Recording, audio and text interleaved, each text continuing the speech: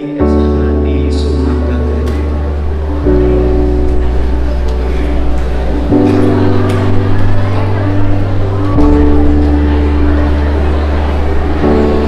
Assalamualaikum warahmatullahi wabarakatuh.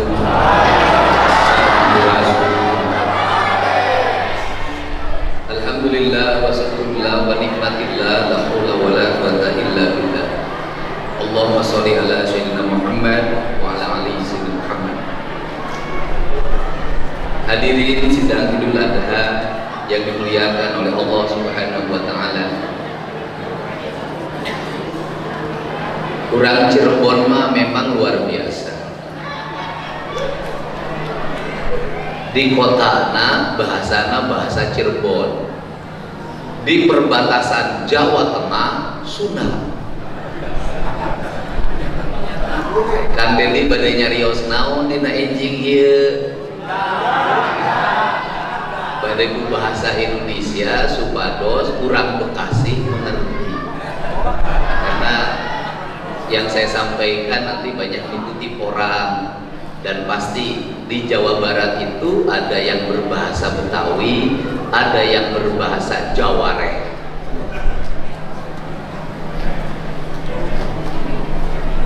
Hari ini kita bersama-sama melakukan evaluasi diri dalam sebuah peristiwa namanya Idul Kurban. Idul Kurban itu adalah sebuah peristiwa puncak dari perjalanan seorang hamba yang kemudian dia mengalami peningkatan kualitas hidup menjadi seorang insan dan mengalami peningkatan hidup menjadi seorang ihsan. Kemudian makom tertingginya adalah makom ketakwaan. Ciri dari makom ketakwaan, hidupnya sudah tidak ada harapan kecuali kecintaan.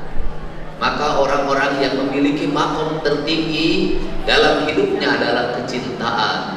Kecintaan pada diri yang sebenarnya, bukan diri yang penuh kepalsuan. Diri yang sebenarnya adalah diri pemilik diri yang memiliki seluruh ruh dan raga kita, baik yang terlihat maupun tidak terlihat, yang menguasai alam bihari, alam kiwari, dan alam koisu. Perjalanan itu dicontohkan, ditauladankan oleh dua orang ihsan yang memiliki gelar kenabian, yang bernama Nabi Ibrahim alaihissalam, yang rela mengorbankan anak yang ditunggu dalam setiap waktu. Kemudian anak itu pada akhirnya diminta oleh sang pemiliknya dan dia mengikhlaskan. Dan yang kedua adalah dilakukan oleh seorang anak muda yang berani juga mengorbankan dirinya atas titah orang tuanya dan orang tuanya atas titah Allah Subhanahu wa taala. Hari ini kita mendapat pelajaran penting. Dalam hidup kita hari ini banyak peristiwa yang terjadi antara ayah dan anak. Ayah mengikuti hawa nafsu anaknya. Anaknya pengen keluar malam diizinkan. Anaknya pengen motor belum waktunya, belum umurnya dibelikan. Anaknya pengen minum pura-pura tidak lihat dibiarkan. Anaknya belum waktunya merokok dibiarkan. Dan kita setiap hari mengatakan beriman pada Allah dan mengaku bertakwa. Bagi saya sikap-sikap seperti itu bertentangan dengan sikap sifat Nabi Ibrahim alaihissalam. Untuk itu apa yang harus dilakukan kita ini, terutama di Kabupaten Cirebon, adalah mari pada seluruh orang tua jangan terus-terusan mengikuti hawa nafsu anaknya. Waktu anaknya masih kecil, jangan diikuti seluruh keinginannya. Karena waktu kecil memintanya merengek, nanti sudah dewasa memintanya mengancam. Waktu masih kecil anak perempuan, jangan juga dibiarkan keinginannya untuk beli gincu, mendengarkan lagu, kemudian menggunakan baju yang bertentangan dengan spirit sebagai anak-anak. Maka kalau sudah besar, dia akan melawannya sambil membantingkan pintu. Apa yang terjadi pada hari ini adalah ketidakadilan dalam hidup. Tontonan anak-anak itu ditonton oleh orang dewasa, dan tontonan dewasa ditonton oleh anak-anak. Sehingga banyak orang tua yang perilakunya bubudakeun, dan banyak anak-anak yang perilakunya kayak orang dewasa. Maka peristiwa Idul Kurban ini adalah peristiwa spirit kita untuk mengembalikan kembali pendidikan pada arah yang sebenarnya, sebagaimana Nabi Ibrahim alaihissalam memberikan pendidikan dan pengorbanannya untuk seorang putra bernama Nabi Ismail alaihissalam. Konsep penyerahan diri yang dilakukan oleh kedua insan ini dan oleh kedua ihsan ini dan oleh kedua manusia yang sempurna ini adalah pembelajaran penting bagi kita bahwa proses hidup itu bertahap. Mereka melewati masa sesuai dengan tahapannya. Untuk itu saya mengajak pada warga Cirebon, saya mengajak pada warga Jawa Barat, pada semuanya, mari ikuti hidup ini sesuai dengan tahapannya. Anak-anak harus melewati masa anak-anaknya, remaja harus melewati masa remajanya, dewasa harus melewati masa dewasanya, orang tua kakek-kakek harus melewati masa kakek-kakeknya. Ulah ketika ayah aki-aki 7 mulut, istilah orang tonyong. Beberien itu tidak boleh. Untuk itu seluruh tahapan itu harus kita lewati dengan baik. Pembangunan bukan hanya meletakkan membangun jalan sebagaimana yang tadi diungkapkan. Membangun jalan perbatasan di wilayah Tonjong sudah dihitung sejak kemarin. Biayanya 20 miliar dan kita akan selesaikan pada tahun ini juga.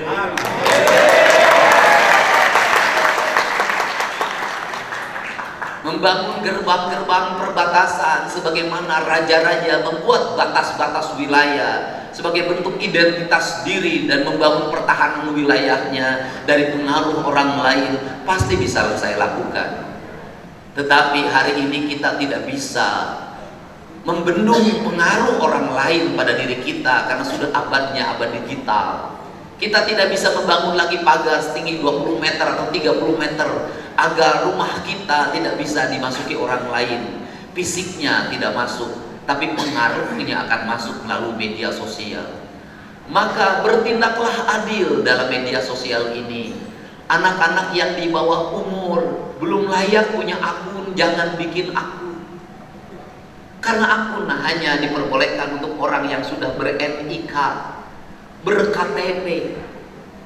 Kalau handphone tidak boleh menggunakan nama orang lain atau harus menggunakan KTP sendiri, artinya setiap penduduk yang memiliki nomor handphone dan nomor akun sesuai dengan jumlah NIK, jumlah KTP-nya. Apa sih tujuan dari itu? Melindungi anak-anak kita dari pengaruh media sosial yang bisa jadi akun judul, bukan untuk anak remaja.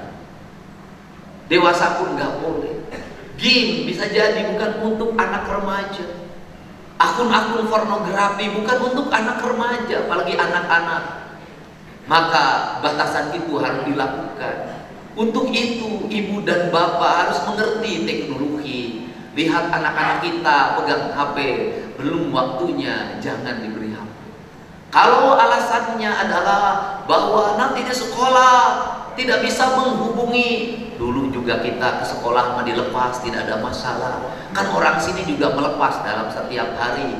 Apa artinya anak dikasih HP agar mudah dihubungi, sedangkan jam 11 malam dia belum pulang? Apa makna dari HP itu?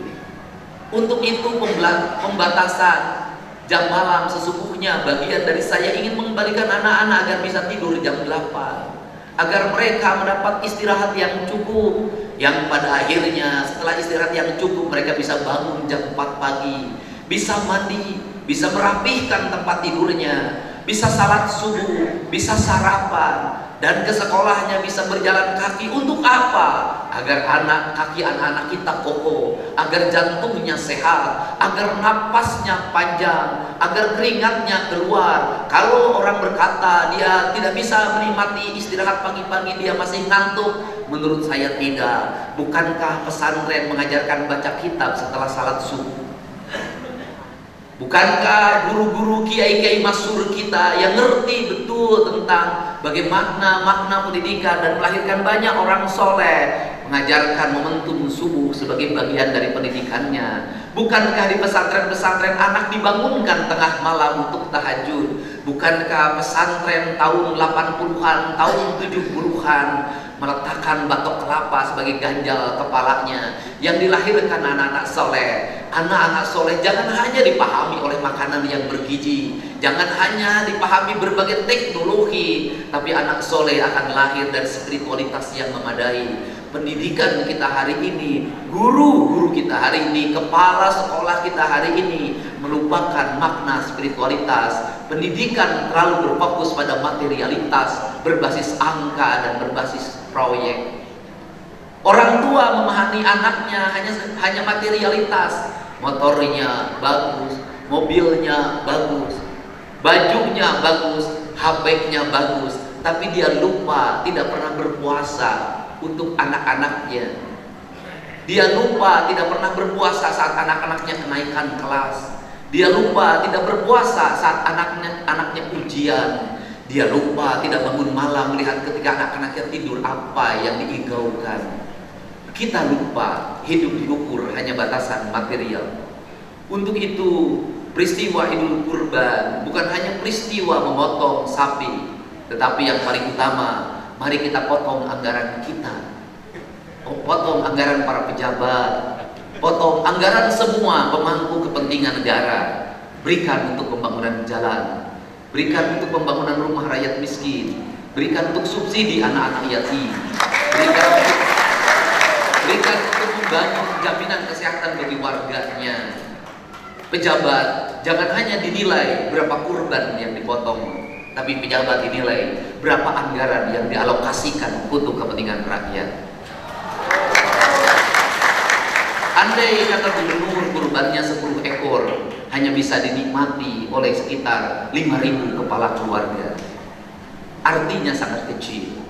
Tapi andai kata gubernur menyisihkan 5 triliun anggaran untuk rakyat, dari memotong seluruh belanja pegawainya, dari memotong seluruh anggaran perjalanan dinasnya, dari memotong seluruh pakaian dinasnya, dari memotong seluruh anggaran yang tidak mesti dilakukan yang itu juga, itu jauh lebih bermakna dibanding hanya 10 ekor sapi yang dipotong pada hari itu. Untuk itu saya mengucapkan pagi hari ini rasa bahagia bisa bertemu dengan semua yang hadir. Terima kasih pengorbanannya Bapak Guru, terima kasih pengorbanannya para RT yang tanpa gaji tetap mengabdi. Terima kasih pengorbanannya para RW yang gajinya kadang setahun sekali tapi tidak pernah mengundurkan diri. Terima kasih pengorbanannya para linmas, hansip, seluruh orang-orang yang bekerja di desa yang tidak pernah memperhitungkan uang yang dia keluarkan atau belanja yang dia lakukan tidak seimbang dengan yang dia dapatkan. Mari kita bersama-sama para pejabat, para camat, para kepala dinas provinsi, Pak Bupati, anggota DPRD kabupaten, provinsi dan semuanya, mari kita tauladani mereka, orang pejabat-pejabat kecil di daerah yang menjadi tumpuan seluruh harapan. Usianya sudah tua, tidak pegang laptop, tidak pegang HP, tidak ada yang satupun yang mau mengganti karena tidak ada duitnya. Semoga mereka memberikan ketauladan bagi kita. Hari ini kita mentauladani sifat Nabi Ibrahim alaihissalam. Hari ini kita menauladani sifat Nabi Ismail alaihissalam.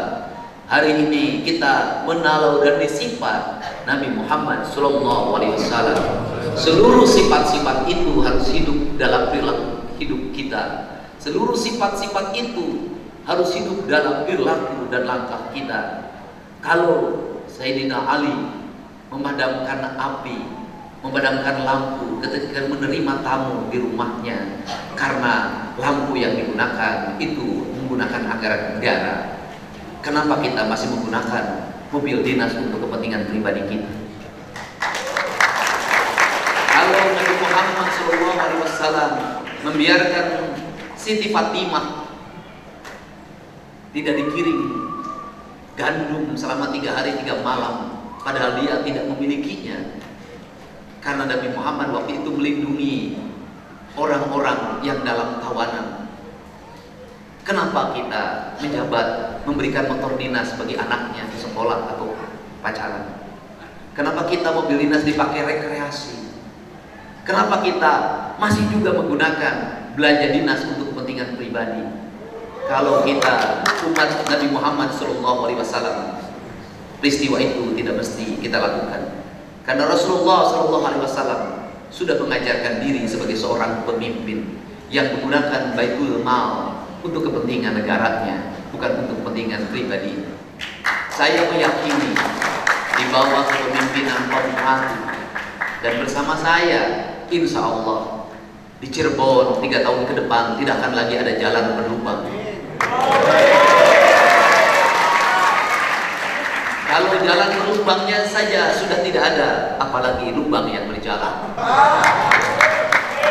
Insya Allah dengan kepemimpinan Bupati Imron dan saya, tidak akan ada lagi anak yang tawuran, tidak akan ada lagi anak yang melempari rumah orang karena terlibat geng motor. Sikap apa yang harus kita lakukan? Sikap yang harus kita lakukan adalah sikap yang Nabi Khidir. Apa yang dilakukan oleh Nabi Khidir? Nabi Khidir itu membunuh anak-anak. Apa maknanya? Apakah betul Nabi Khidir membunuh anak-anak? Walau alam. Tetapi tafsirnya dalam pemahaman yang saya miliki, pesan moralnya adalah bahwa bunuhlah perlakuan buruk anakmu ketika dia masih kecil. Jangan dibiarkan sifat buruk itu terus membesar, karena kamu tak akan mampu mengendalikannya. Padamkanlah api ketika masih kecil, karena ketika api sudah membakar rumah, maka kita harus panggil damkar. Selesaikanlah masalah ketika kecil. Ketika jalan lubangnya satu, segera ditambal. Ketika ada sampah yang tertumpah hanya 3 lembar, maka pungutlah. Ketika ada paku di pinggir jalan, maka pungutlah. Karena apa? Karena ketika diinjak orang, orangnya kena titanus, kemudian dia bisa meninggal, dan dia bisa meninggalkan istri dan janda, anak yang yatim. Selesaikanlah masalah ketika belum terjadi. Peristiwa Gunung Kuda adalah peristiwa penting dalam diri kita. Ketika ada gejala, saya sudah mengingatkannya, tak menggubrisnya. Ketika runtuh bangunan, 20 orang meninggal, berapa puluh anak yang kehilangan ayahnya, yang besok menjadi yatim. Tetapi negara insya Allah turun untuk melindungi mereka dari biaya hidupnya, sekolahnya dan pendidikannya. Karena negara adalah ayah bagi anak-anak Indonesia. Negara adalah ayah bagi rakyatnya, dan negara harus tampil menjadi orang tua dalam setiap derita rakyat yang dialaminya. Untuk itu saya ucapkan terima kasih. Pesan saya pada seluruh warga, kembalilah pada diri kita. Kita tidak akan maju hidup ini tanpa menggunakan diri kita. Pakailah baju yang nyaman untuk badan kita. Jangan suka pakai baju orang lain yang belum tentu cukup ukurannya dan belum tentu nyaman dipakainya. Baju yang bagus menurut orang Eropa belum tentu bagus menurut orang Tonjong. Orang Eropa pakai jas, pakai dasi karena udaranya minus 5 derajat. Memang harus pakai jas, pakai dasi. Tapi kalau orang Tonjong pakai jas, pakai dasi, nebang tebu, maka akan menjadi menderita. Pakailah baju sesuai dengan ukuran kita. Artinya apa? Berikanlah makanan sesuai dengan ukurannya. Berikanlah makanan sesuai dengan tingkatannya. Orang Tonjong makannya apa? Sesuaikan. Terakhir, mari kita sama-sama membereskan berbagai perilaku kriminal. Dan termasuk saya malah ngomong dengan wali kota Bandung, wali kota Cirebon. Kata wali kota Cirebon di sini, perdanya perda 0 alkohol. Saya katakan, di perdanya 0 alkohol. Saya tahu, tapi di pinggir jalannya cium berantakan di mana-mana. Minuman oplosan yang sudah dikonsumsi oleh anak-anak kita. Janganlah jadi pemimpin bangga dengan peraturan yang dibuat, tetapi banggalah dengan kenyataan yang dilihat dalam setiap waktu. Ambillah tindakan-tindakan yang tegas, karena hari ini negeri ini perlu ketegasan. Terakhir, yang harus dibenahi bukan anak-anak, tetapi orang tuanya juga harus dibenahi. Bapak dan ibunya juga harus dibenahi. Saya, anak-anak yang kemarin ikut barak militer, banyak yang ngeluh pada saya karena bapak dan ibunya tidak bersahabat di rumahnya. Mereka tidak mengerti psikologinya. Dan saya katakan, kalau kemarin ada yang dibarakan adalah anak-anak yang nakal, bisa jadi saya akan membarakan ibu dan bapaknya yang tidak bisa menurut. Ini yang harus dilakukan. Bisa jadi nanti kubu-kubu yang tidak melayani rakyat akan saya barakan juga. Bisa jadi pegawai Pemprov yang malas akan saya barakan juga. Itu saya ucapkan terima kasih. Baru saya kali ini melihat di masjid ada tepuk tangan. Saya ucapkan terima kasih. Semoga kurang tonyong, mudah-mudahan sing tentrem ayem. Gemah lima repeh rapi kacai jadi salui kadarat jadi salonggak sareundeuk saigel sabobot sapi hanean. Mudah-mudahan kurang tonyong imah nasing parage. Baju nasing warede. Pamajikanana sing jararang reuneuh. Ari jeung dikeureuyeum. Mudah-mudahan budakna sing calageur, sing balageur, sing baluna, sing palinter, sing salinger. Bagia Idul Adha mugia kuning hati leak mana bagia turun dituduh. Bumi manjing kalangitna di langit sia hujana. Lembur subur kota Bagja masjid jeung diri ngahiji. Ilmu geus ayasna semu harta geus ngawujud harti nyanding pamimpin karaya. Pandita ajeng wiwaha ucap jeung lengka sarua pitutur ngawujud syukur ayat ngawujud kada. Wilujeng selamat merayakan Hari Raya Idul Adha bagi seluruh rakyat Jawa Barat. Semoga kita menjadi orang-orang yang mau berkorban dan senantiasa mendapat petunjuk dalam hidupnya. Wallahu muwaffiq ila aqwamit thoriq. Assalamualaikum warahmatullahi wabarakatuh.